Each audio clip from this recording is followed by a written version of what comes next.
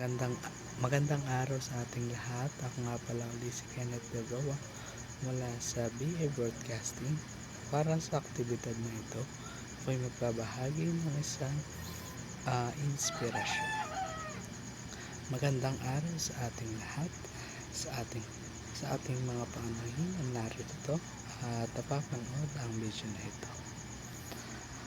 At sa ating paglalakbay sa buhay na ito, napakaraming pagsubok na ating hinaharap.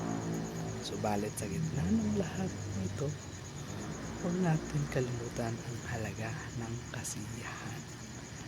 Ang pagiging masaya, hindi lamang resulta ng tagumpay, kundi isang mahalagang bahagi ng pag-usbong.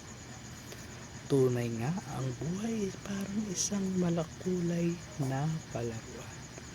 May mga pagkakataong tila tayo ay nalilitaw o nahihirapan, ngunit titingin tayo sa mas maliit na detalye.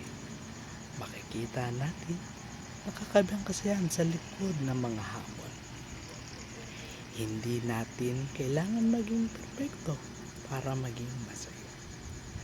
Sa pagtanggap ng ating sarili, kasama ng lahat ng mga kahinaan at kahusayan. Natutunan natin i-celebrate ang bawat sandali kahit ito'y simpleng ngiti, may kakayahang baguhin ang ating pananaw at magbigay inspirasyon sa iba.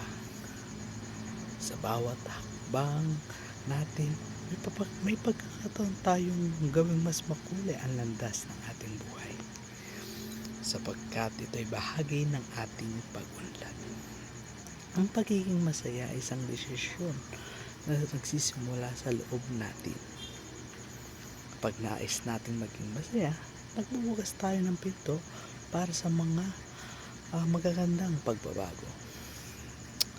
Sa pagtatapos, alalahanin natin ang halaga ng pagiging masaya. Sa bawat araw, may pagkakataon tayong magsanay ng pasasalamat, magbigay ng ngiti, at palakihin ng kasiyahan sa ating paligid.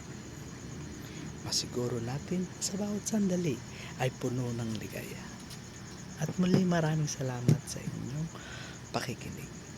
Maraming salamat sa Diyos at naging masaya tayo palagi.